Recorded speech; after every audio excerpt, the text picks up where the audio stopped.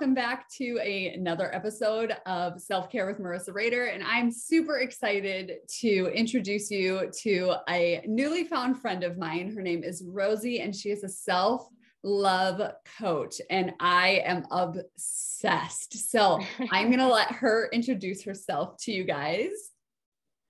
Thank you so much for having me. I'm very excited.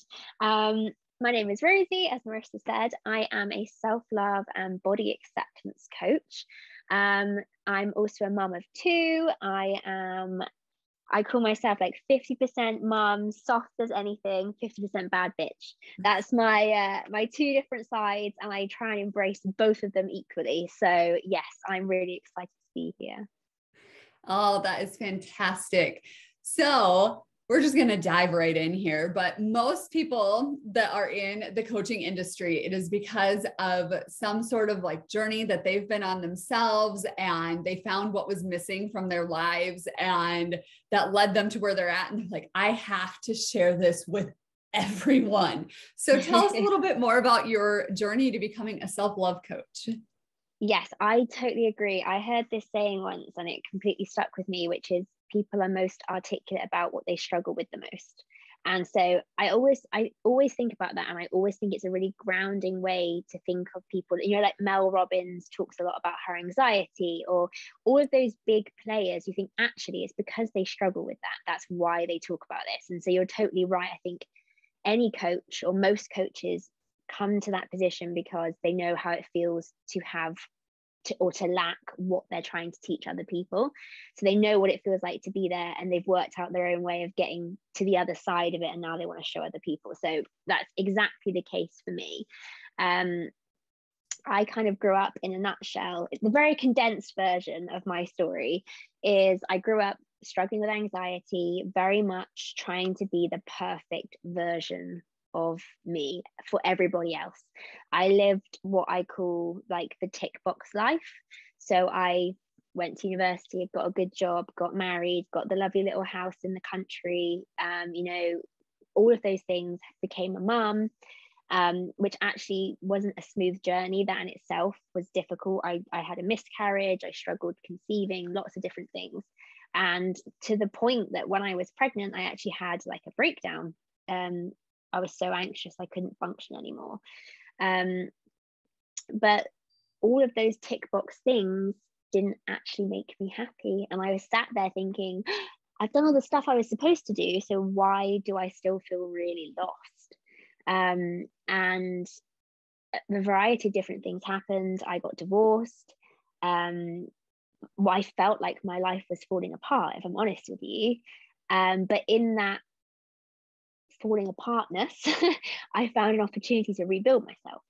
And it took me that to realize that actually I didn't know myself and I didn't love myself, because I'd been making this textbook tick box life to please everybody else.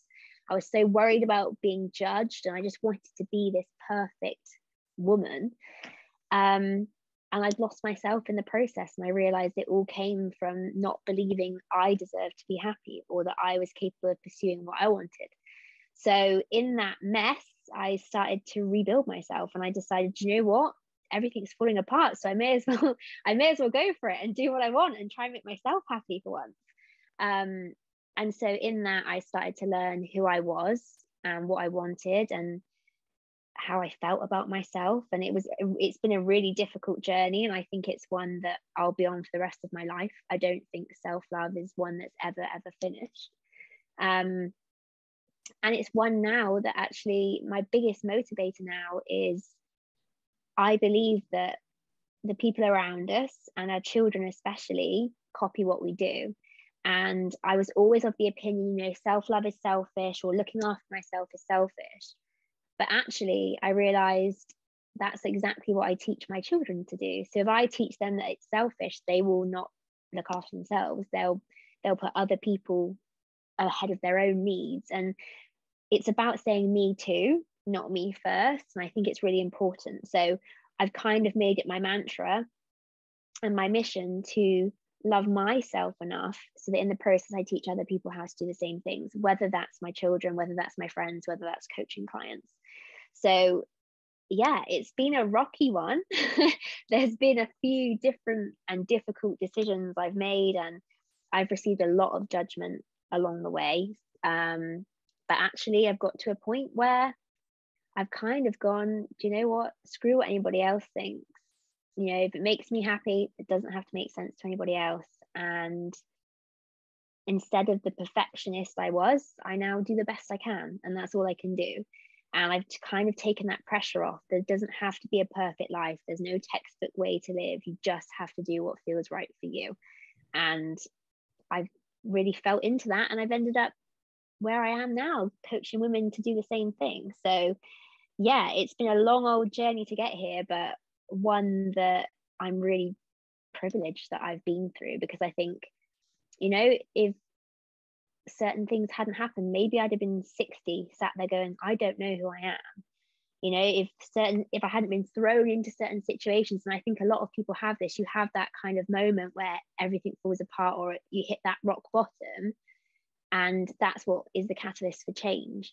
And sometimes I think about, wow, if I'd never had that, maybe I'd still be living this textbook life. And that in itself makes me want to be motivated to help people out of that, because we're not here to live a textbook. We're not here to fit in a box. We're not here to do all these tick box things. You're here to be you. And that is the most freeing thing you can ever do. And that feeling of being free is something that I think I'm grateful for every single day. And that freedom is what self-love has brought me, whether it's freedom to work in a job I never ever thought I'd do, freedom to, you know, I've always been in relationships. I've never known or been fearful to be by myself, and that changed. And the freedom to be myself, to depend on myself, to not need validation, the freedom from people's opinions and judgments, like it all comes back to feeling free. And that's what self-love equates to me. So yeah, that's how I got here, and that's now what I'm trying to do, is help other people feel that way too. That is, first off, you are so inspiring, and just like the little bits of your story that you shared with us are so relatable. And I think that so many women can relate to that. And our generation is the ones of the people pleasers. I'm convinced of it. Like, we were raised to be textbook people pleasers. And that is a hard identity to let go of, because yes, I struggled with it. And I relate to so much of what you said on such a deep level. And there are still things that even this week that I've recognized, but the key is recognizing it and knowing that it can be different. And yes, I'm an all or nothing person. I same. see what's wrong and I'm like, okay, perfect. Let's solve that problem. But that's not how these journeys work. And the fact that you said that this is something you're going to be working on for the rest of your life is the most profound thing for people to recognize, because it is not a destination. Life is not a destination. It is literally the most beautiful, messy journey that we get to experience, but it's up to us how we experience it and how we take those struggles and grow from them and do all of those things. So I just think that you are so inspiring for all of the women who are listening. Just amazing. Thank you very much. That's really kind of you to say. And I think I totally agree. It's not a destination, and we think we live in a society where we want short-term solutions. It's got to be right now or yesterday. We're impatient. I'm really impatient, and I'm very much like you. I'm all or nothing. I go big or go home, like always have been. But actually, while I've had loads of breakthroughs and major things that have happened, the most important work that I've done, I think, is the daily stuff that I do, is the small stuff that doesn't feel like it's life-changing in a moment, but actually 6 months down the line, I go, wow, this has changed for me. Like, it's those small pockets, which actually I think is the beauty of this, is that everyone can find those small pockets in their day, even if it's 2 minutes a day. And actually, while we chase the breakthrough, we chase the excitement of the like, oh my God, I feel like my life's changed. And whilst that's amazing, we have loads of moments like that in coaching sessions. I had one in a group program I did last week. We had a group session on a Monday.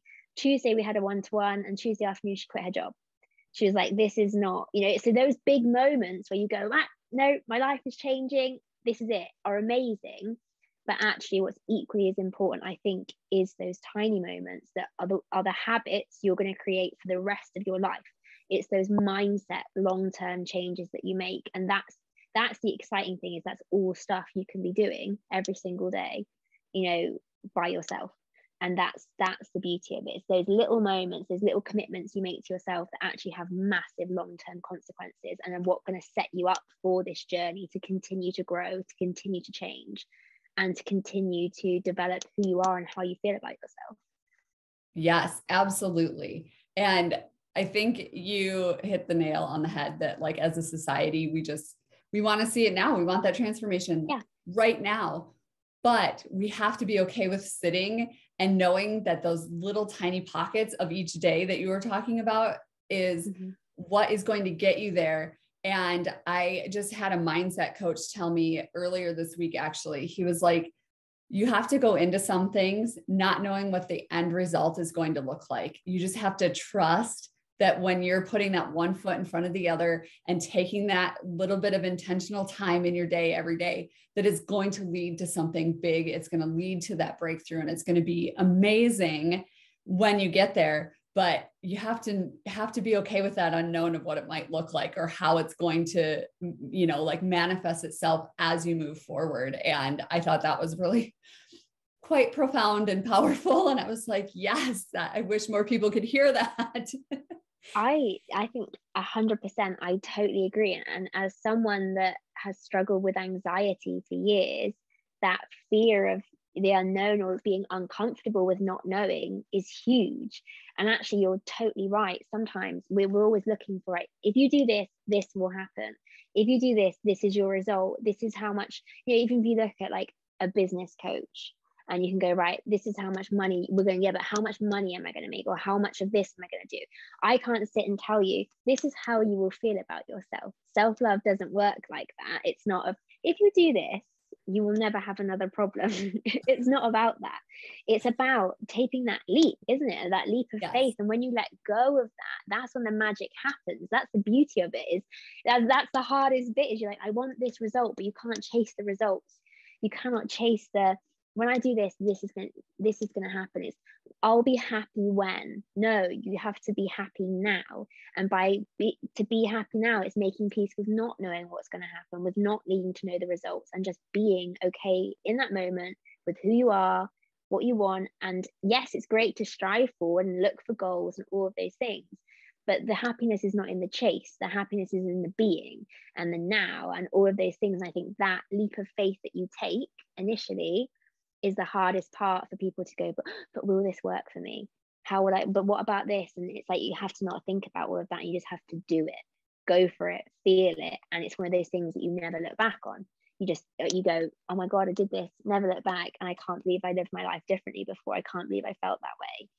But it's not when you do this, X will happen. It's not about that. It's about finding and being happy in the now without needing that chase, needing that result, needing that reassurance, and being able to provide that and be comfortable with who you are. But I totally agree. And I think it's those moments, isn't it? When you listen to something or someone says something to you and it's like a light bulb moment, you go, oh, that makes so much sense. It's those little things that stick with you. Like one thing I got told, I heard a quote. Somebody said, your body is an instrument, not an ornament. And it's one of those things that it's such a small little snippet. Somebody said it, and now I probably reassure myself of that daily. It's something that I say all the time. And just like that mindset coach said to you, that's something you'll think about all the time now. And it's those little nuggets, whether maybe someone will get one from a conversation like this, something they read in a book, or even something stupid like a quote on Instagram, but just something that hits you and it makes that shift within you and you go, yeah, I'm ready. Actually, this makes sense. This feels right to me. And that's the thing, is as humans, especially again, someone that suffers from anxiety, I want the logical, this step. Actually, it's those moments where you go, oh, that feels right. That's the beautiful thing. And that's the life changer. It's not the bit where you can go, read the textbook, do this, do the work. It's the moment where someone says something and you go, oh, that feels right. That makes sense to me, like on a deep level, not just a logical kind of, in a logical way. It just goes, that hits me. And hopefully that's what you're looking for in life, is those little nuggets. They're the life changers.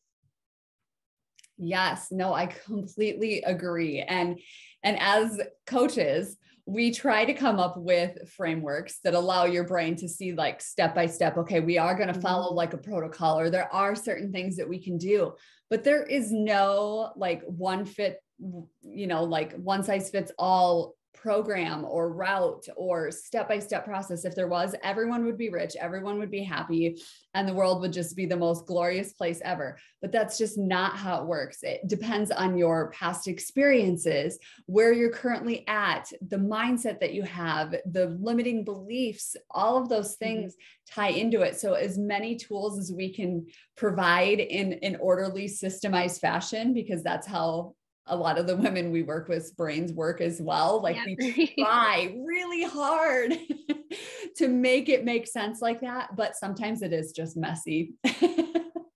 I agree. And it's that, you're right. This is the thing. I say this all the time, and I say this a lot to new clients. 90% of this is my toolbox, is me giving you the tools and going, this is how we do it. This is how we deal with your limiting beliefs. This is how we do this work. This is how we work on inner child. This is all the stuff we do. Here's the tools that work for me. This is what you can be doing. But the other 10% is the leap of faith you take. It's that tiny bit of hope within you that goes, actually, I want more. Actually, this can be different for me. And it doesn't matter how big it is. It only needs to be the tiniest slither.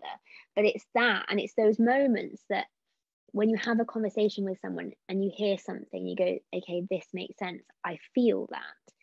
I can give you all the tools, and we guide, like you said, coaches, we guide you through it. We use our experience to save you the time and the hassle to go through what we took years to work out how to do.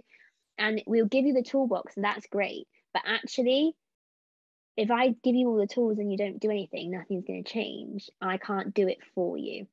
The difference is when you have that 10% where you go, okay, this is me. I'm making this decision. Even like the power in making that decision, whether it's to get a coach, whether it's just to improve your environment, whether it's I'm going to meditate every day. It's that feeling you get from you making that decision and reclaiming your life, reclaiming the direction, and making that mindset switch, even the tiniest way, that little bit of hope.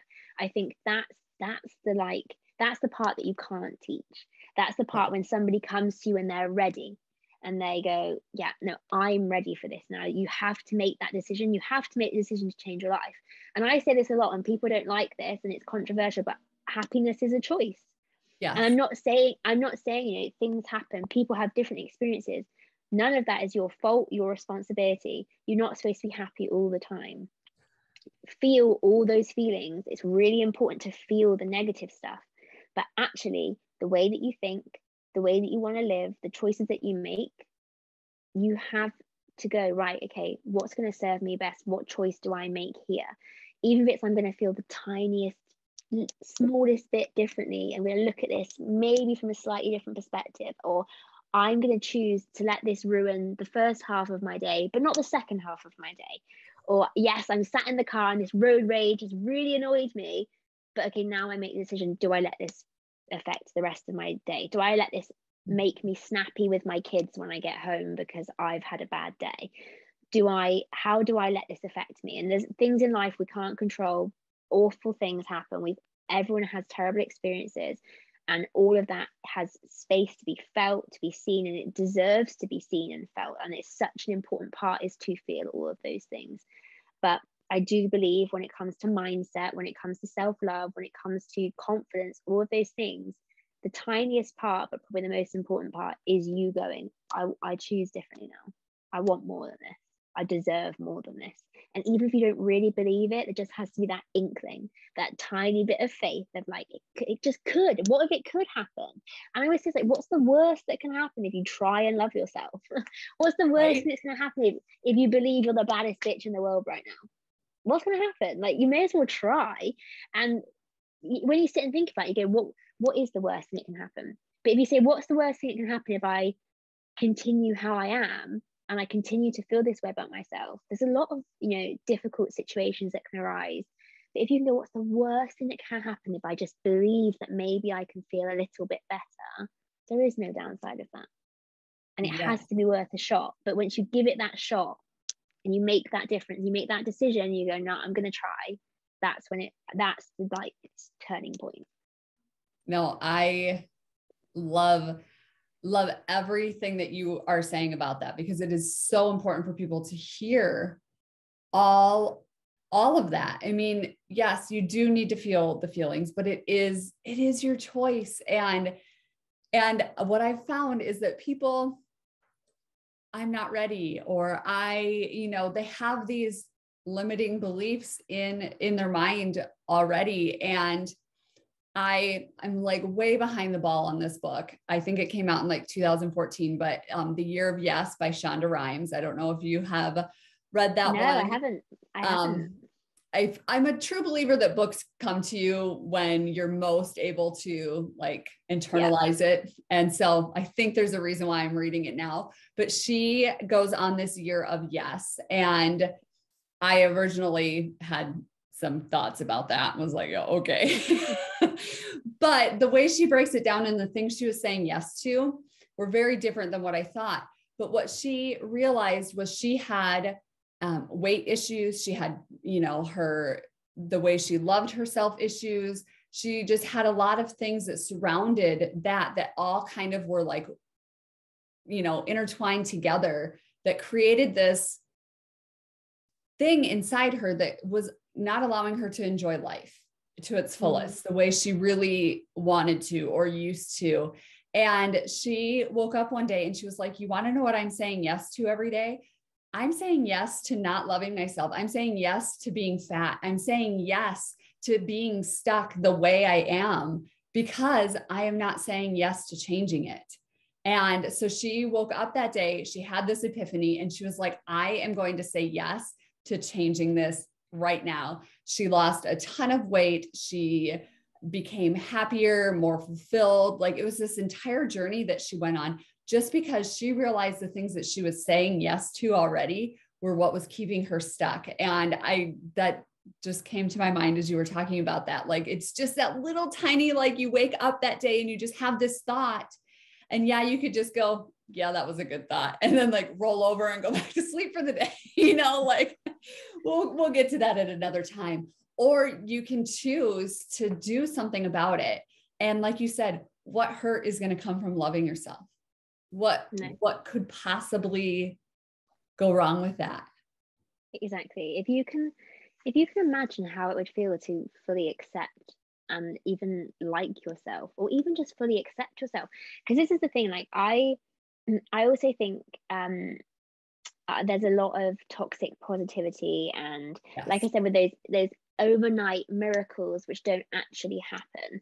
And I think some of the most powerful thing you can do when it comes to making that decision is, you might read something and go, oh, okay, you don't love yourself, you should start saying affirmations in the mirror, like, I love myself, I'm amazing, blah blah. And like, for me, I just think it's BS. I think it doesn't work, because if you don't believe it, it's not gonna ingrain into your psyche. You're not gonna make those long-term changes. It might make you feel better instantly, but you also might stand there going, I'm amazing, and just feel like this doesn't feel right to me. Yes. But so I always say, like, if you're in a rut and you're stuck and you're thinking, this is really difficult, I don't know how I feel about myself, I feel lost, or I want to feel better, but I don't think it's possible, start using an affirmation like, it is possible for me to feel better, so that you're not putting that pressure on yourself to feel better now. The choice you're making is that it's possible. You're choosing to believe it's possible, rather than going, right, I'm going to love myself now, and overnight I'm going to change everything and it's going to be great, and then having a burnout, having something bad happen, and it all sort of going back to square one, because you didn't believe it in the first place and it didn't really make any sense to you. So to be able to, it's all about that little bit of hope. That's the most important thing. So if you're in a difficult spot, you don't feel like you love yourself, you don't feel like you accept yourself, you feel uncomfortable with who you are, if you can go, it's possible for me to feel better. Like, the relief in saying that, and just having that little bit of belief. And if you keep saying that every day, it's possible for me to feel better, it's possible for me to accept myself. It's possible for me to not hate myself. Even that, like, in itself, that doesn't sound like a particularly positive statement, but it's a lot better than I hate myself and there's nothing I can do about it. So having that little bit of belief of it's possible for me to feel differently, that's what I think pulls you out of those difficult stages, so that once you're in a good stage, then you can start doing the more positive and push yourself out of your comfort zone kind of work. But that's the decision you can make in those bad moments, is just to believe it's possible.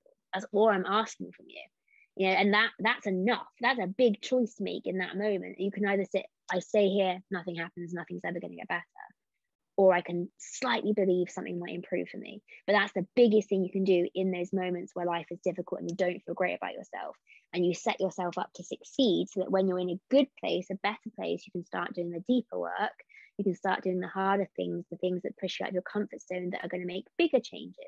But you're still making a choice in that scenario, even when it's the hardest, most difficult, most overwhelming scenario. You're going, I choose to believe that it gets better. I choose to believe that I can feel better. And there's a lot of power in that choice. Yes, I completely agree with that. And it's a lot less pressure on yourself than to say an affirmation that you don't truly believe in. And if you are truly at a place where like self-love is not a part of your day at all, you can't expect yourself to go from ground zero to the top floor in 30 seconds just because you said one positive statement. And what I find is, if I am saying an affirmation that I just totally do not believe in, a lot of people will tell you to fake it until you make it. You know, it'll eventually click in your mind. But when you're saying it and then your brain is uttering those like counterproductive anti-affirmations afterwards, that's almost more detrimental than, you know, saying the affirmation in the first place, or not saying it in the first place, I guess. And one thing that I found that just really helps me when those thoughts do come up, like if someone gives me a compliment and in my head I'm thinking it was luck or it was whatever, you know, those like things that because it would be selfish to accept a compliment and not just say thank you and move on. But, you know, in your head, if you tell your brain like, nope, we don't think about that anymore, we don't think those things anymore, like your brain really will learn to not put those at the forefront of your mind. And so if you're telling yourself every day, like, it is possible for this to happen, your brain will go, okay. And then it will start picking up on those little details of where it has been possible throughout the day. And then the next day you say it is possible for me to love myself. And then the next day it'll see 3 more things. And then all of a sudden your brain is going, it is possible. This is possible. And then it changes to I do love myself. Like you said, it does not happen overnight. And it may take a week. It may take a month. It may take years. I mean, honestly, just depending on where you are when you start it. I 100% agree. And I think there's always going to be setbacks. You know, I talk about this a lot on my social media. I try and be as transparent as possible because I think it's important. I did this the day before yesterday to say I'm having a bad body image day today. Like, it's just because I have all the tools and I know what to do doesn't mean I don't experience it. The difference is I want to do it, but I don't, because I have that self-awareness and I go, right, now, okay, what tools do I need to use? And the difference is, for example, when it comes to body acceptance, on a day where I want to feel bad about my body, whereas in the past, I might have restricted my food, or I might have punished my body in some sort of way. I might have said nasty things. I might have cried. I might have not gone to something because I didn't like how I looked. Now, the difference is, even when I'm having a bad body image day, I can still respect my body. So on the good days, I might like it, accept it, and love it. But actually on the bad days, all that's important to me is respecting it, and that I don't get into those old patterns of behavior. But I think it's really good to be transparent about where you're at, especially as a coach, to say, actually, there's always going to be times there's going to be peaks and troughs. You're always going to come forwards and backwards. But I think the more work you do, each time when you fall backwards, it's like it's not quite as far, or it doesn't take you quite as long to move forwards again, because you're making the long-term changes. So even when you have those short-term setbacks, you're still making it's not as big a fall backwards, and it doesn't take you as long to move forwards. But I think back to affirmations as well, I think it's really important how you talk to yourself, make sense for you. There's a real habit and a tendency, because I think affirmations are great. I think they have to be really personal to you. Yes. So it's a real habit of we going, right, I'm going to Google self-love affirmations and I'm going to sit and say, and you think it doesn't mean anything. Even for example, I resonate a lot with this bad bitch phrase. I find it invigorating. I love it. Some people hate that. Some people don't get that at all. It doesn't feel right to them. So every morning I always say, I deliberately, when I moved into this new house, my son has the master bedroom. He has the biggest one, because I deliberately wanted this bedroom, because there are the whole wall is mirrored fitted wardrobes. And there's a part of me that wanted to be like, don't have that, because then you're going to have to look in the mirror all the time you're in there. But that's exactly why I've done it. So I get up, I sit up in bed every morning, and the first thing I see is myself in the mirror, and I go, Rosie, you're a bad bitch. And that resonates with me. That's what gets me going in the morning. But if I say to you, Marissa, every morning when you get up, say, Marissa, you're a bad bitch. If you don't like the phrase bad bitch and that's not how you talk, it's not going to make any difference to you. And it's the same with any affirmation. If I'm going, I am good enough, that's a great affirmation, but does it feel exciting to you? Like if it does, great. There's going to be different things for different people. And I think how you talk to yourself, you've been so used to negatively talking to yourself in the style that you talk to yourself, that you want to try and counteract that with something that feels very real, feels like it would actually be you talking and isn't just a textbook or a Google search that says all these affirmations telling you what to say. It isn't me saying talk like this because I talk like this. The more you can trick your brain into thinking this is you talking, the better. So pick phrases that are specific to the problems you suffer with. If you're single and you suffer with this idea of that you're a half or you're not good enough, because you're not part of a relationship, then choose something like I am whole. I am a whole person. It's going to be a lot more powerful possibly than I am good enough, because your brain is thinking about the half. So if you can start counteracting that with the whole, that's specific to you and that makes more sense. Pick specific things to what you're thinking about and your limiting beliefs, but also say it in the way you talk to yourself. Don't try and say it in the way that Mel Robbins talks to herself or the way that I talk to myself, because we all have a specific style. And I think the closer you can get it to what feels good to you is such a huge part of it. The words are powerful, whatever you say, but if you say them in a way that really resonates with you, I think they just go like tenfold. So bad bitch works for me, but I have clients that it doesn't work. They're not that, it doesn't make sense to them. They don't like that. They don't talk like that. It's not what resonates. But then they say something, they go, right, yeah, this is how I feel. These are the words that feel good to me. So it's this temptation to go, right, I've Googled a list of affirmations, that means I've done the work now, and I feel good because I've done that. But actually the better work to do would maybe have been to sit down for 10 minutes and think about 2 affirmations, and have only been able to come up with 2 affirmations rather than a whole list of 20, but ones that are actually specific to you and feel good to you. And self-love, there's a lot of it is about thinking and the doing work and the logic, but a lot of it is about feeling and feeling into what feels right for you. And the problem is we don't do this because at the end of the day, we don't know ourselves. So it's really hard to feel into who you are if you don't know who you are. And I felt lost for a long time. And I think there's a lot of women that feel lost, whether you lose yourself because you get into you put different hats on, and your mom and your friend and your partner and your colleague and all those different things, or whether you feel like you never knew yourself in the first place. There's a lot of that as well. I think people generally come from one of those 2 places, but I think all of us know that lost feeling wherever it comes from. And so getting to know who you are is half of the whole deal with self-love, but it's then what makes these things easier, because then it's easier for you to feel into things because you actually know who you are. If I sat there, and I do this in some of my coaching, the group coaching, and I go, who are you? If I strip back everything, not I'm a coach, because that's not who I am, that's what I do, or I'm a mum, what's a fact, it's not who I am. If I were to strip away everything to leave your soul, just your soul there, who are you? most people can't answer that question. And that's mad, because you're living with yourself.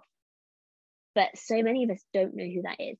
We get a lot of comfort from the job descriptions we have in life. The job description of being a mom, it's very straightforward to go, this is what a mum does. This is how I behave. This is what I do. My job description at work, well, this is how I work. This is what I say. This is how I talk. This is how I act as a partner, right? This is what a good partner does. But when I actually ask someone to sit down and go, but who are you? What's your job description for who you are and what you want to be and how you want to act? People don't know, because there's no textbook way of doing that. You have to work that out for yourself. But if you can do that, it's one of the best things I think you'll do. Absolutely. I completely agree with that. Gosh, like just listening to you talk is just amazing, because I was exactly all the things you're saying. It's like you're describing me 5 years ago. Like I had no idea who I was. I never did, like ever. And so I think that this is just so powerful for women to hear that they are not alone, and that this is a common thing among not just women, but people in general. And how powerful it is to understand that and know that it doesn't have to be that way. Because a lot of times, at least for me in my experience, I would see people who were at the stages that like you or I are at when I was just starting out. And I'd be like, there's no way, they have to be faking it. Like, there's no way that, you know, doing self-love and taking care of my anxiety is going to make me not snap at my kids. Like, they're not related. And now I just laugh, because we all know that that's a big lie. It's funny that, you know, it feeds into everything. I don't think we realize that. Funny enough, I was talking about this today, and I wouldn't do this job if I hadn't have found my self-worth. Partly because what I talk about is self-love and self-worth, but mainly because I would have never believed it was possible for me. Yes. So it doesn't, you can pick any area in your life, and I can tell you a way that self-love affects it. The way you feel about yourself affects it. It affects your relationships, your friendships, how you parent, how you show up at work, the kind of job you do, your money mindset. It leaks into every single area. It is unavoidable, because you are the common denominator in all those situations. So how you feel about yourself has to be the most important thing. It has to be. You're the person that's in all of those different things. And we look at external and we think, right, if I change my job, then I'll be happy. And it's like, no, it's not if you change your job, you'll be happy. It's, is this job right for me? Does this job feel aligned for me? Do I deserve this, or do I deserve more? Does this feel right to me? But also understanding that then when you get a job that does feel right, that's not what's going to make you happy. It's going to contribute and it's going to add value to your life, because you're starting to make decisions that are aligned with having a higher sense of self-worth. But the biggest work you always have to remain doing is working on yourself. You can't then rely on that job to make you happy, because then you're missing the point. Then you're back to square one when you started before, and it might have felt aligned to begin with and it felt good to begin with, but if you start placing your happiness on an external thing again, eventually it won't work out. It's the same with relationships. If you go into a relationship thinking, right, I have this need, this is what I'm going to get from this relationship, you're never going to experience that relationship to the best extent, because you're getting something from it. You have to go, how do I give that to myself? Any need that you have. And it's not just that we need relationships with all sorts of people in our life, but the point is we need them to add value, and for us to add value to them, not for them to validate us or for us to depend on them. You have to fill all of your own voids. You have to fill all of your own needs, so that when you go into a relationship, a job, parenting, you're not seeking anything from it. You're comfortable in the fact that you provide everything for yourself. Your validation comes from you. Your emotional needs come from you.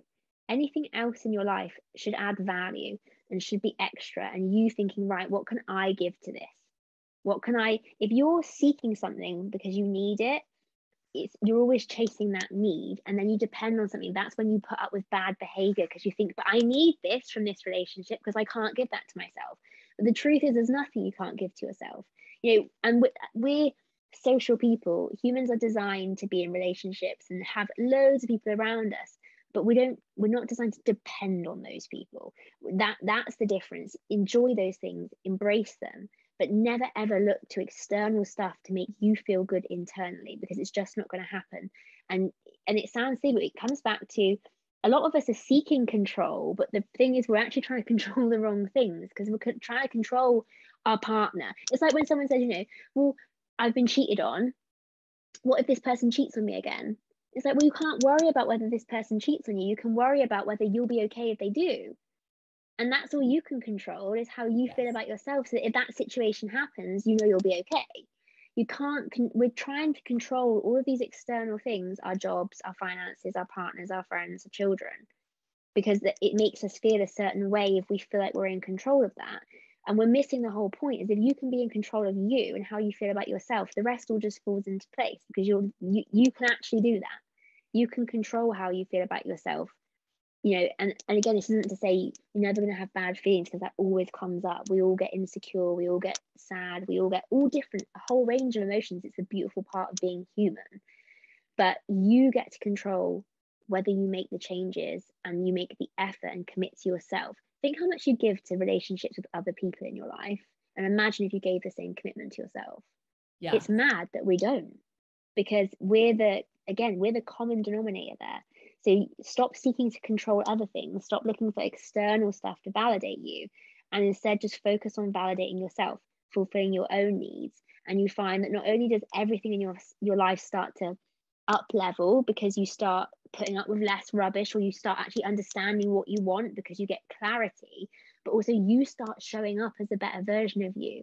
So you start being a better partner, a better friend, a better parent, all of those things, because you're okay. You don't need that for validation. You're thinking, what can I give to this, rather than what can I get from this?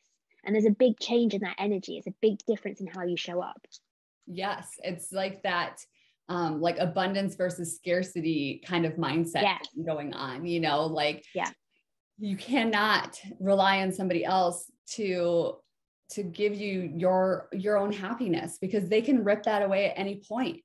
And then you're the one that's left broken and starting over again. Whereas if you can take that responsibility for yourself and become whole just as you, then you can be an asset to every other area of life, all of those roles that people identify with, being the mom, being the partner, or the employee, or the CEO, or whatever you are.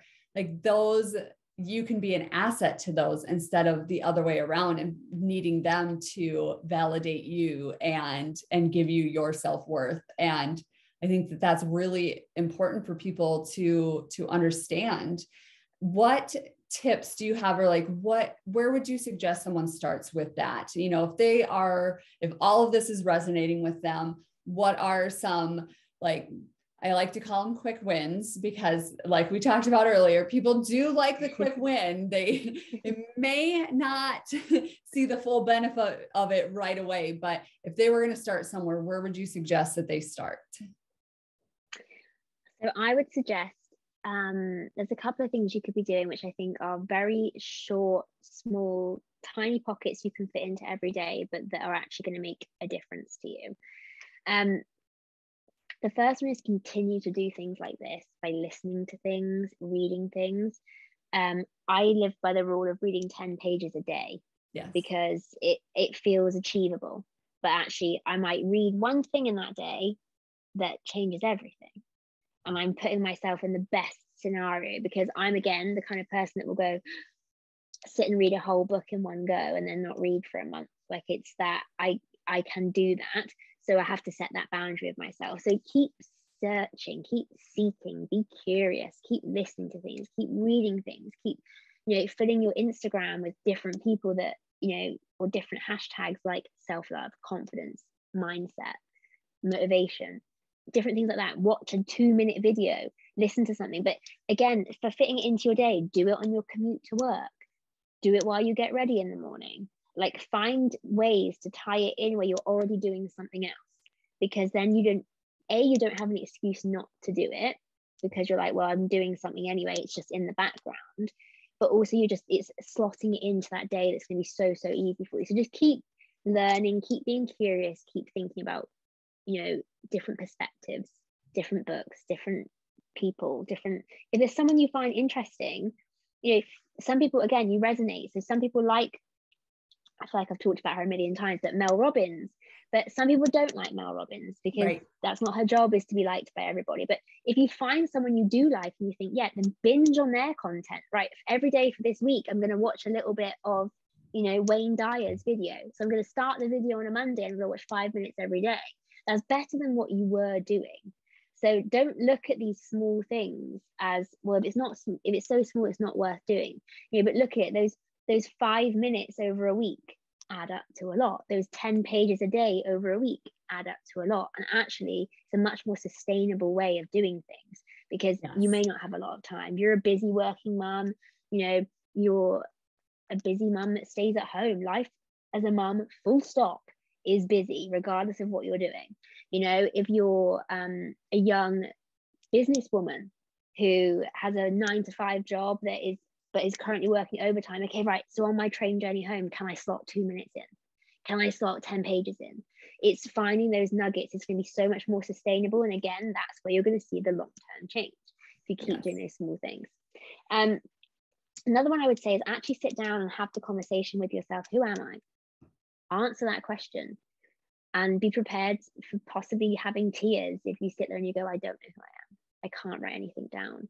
It's a big moment of realization if you go, I don't know who I am. And your first instinct might be, I am, and you might write your job. But no, that's not who you are. That's what you do. So actually sit down and go, who am I?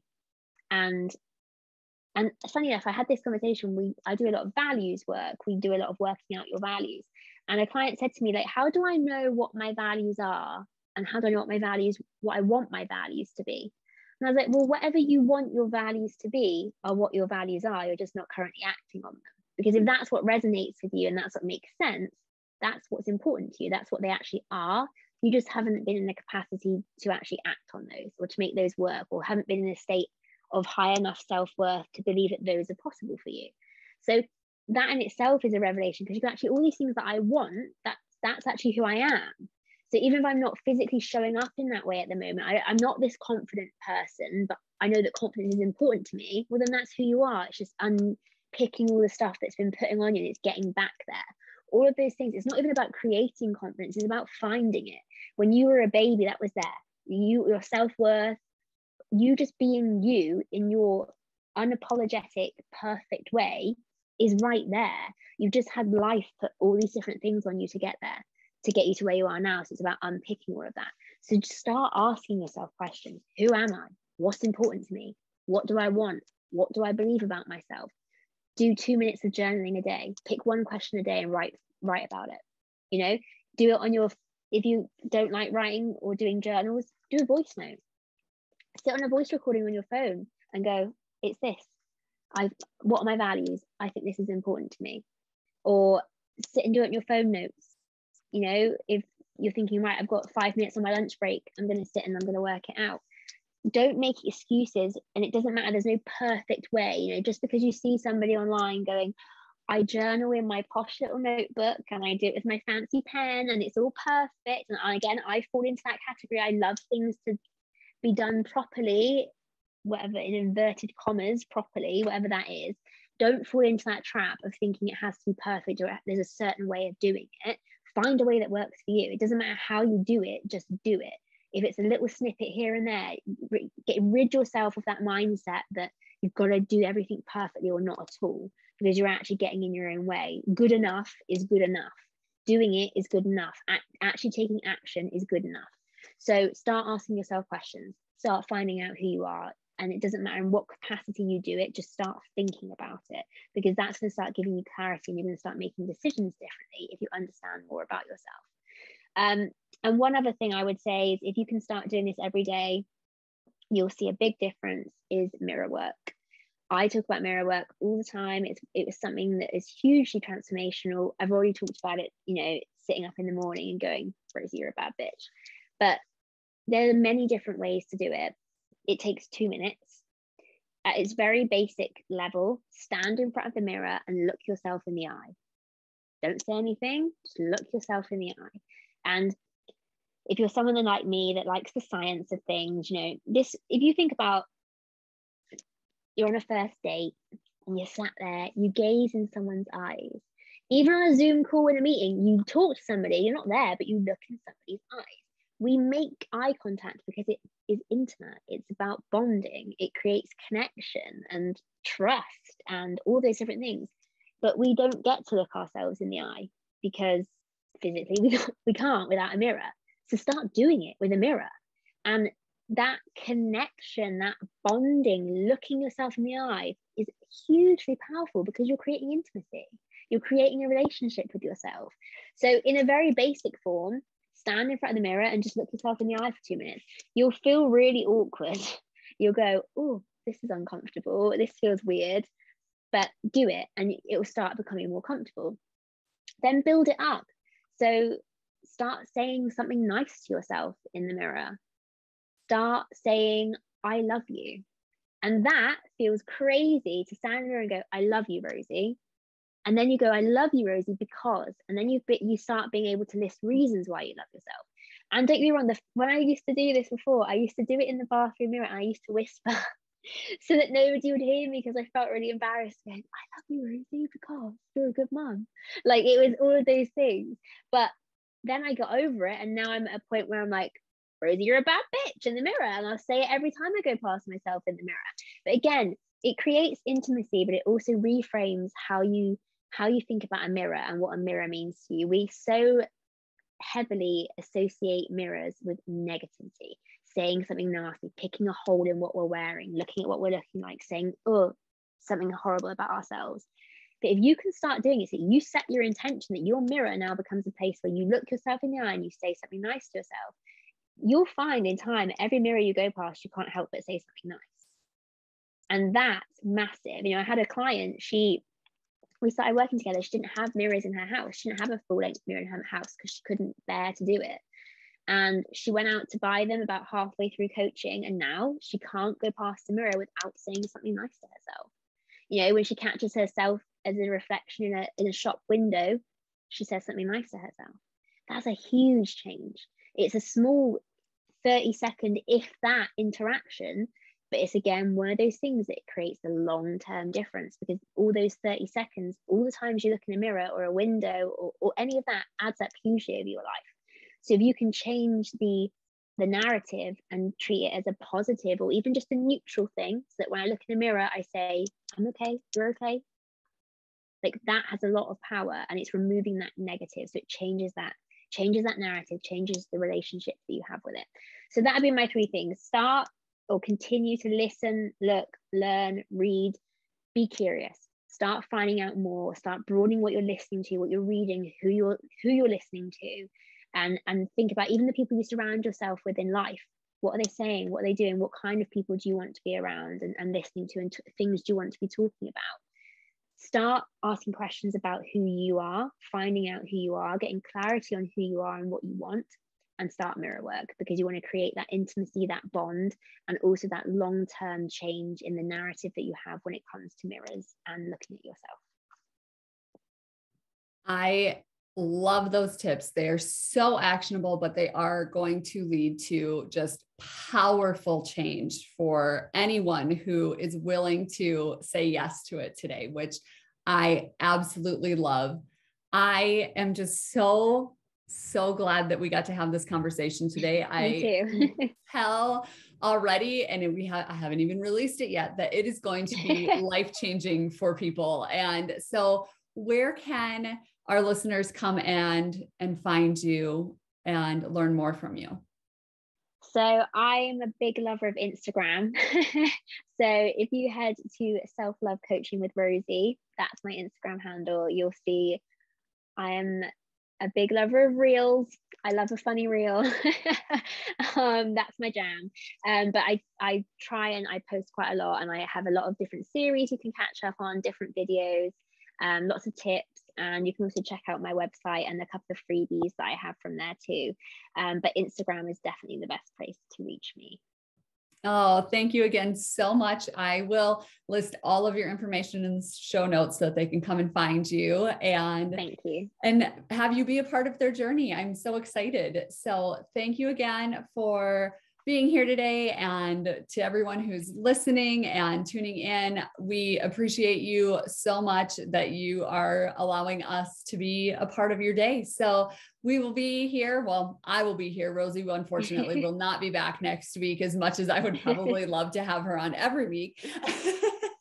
But I will be here cheering you on. Thank you.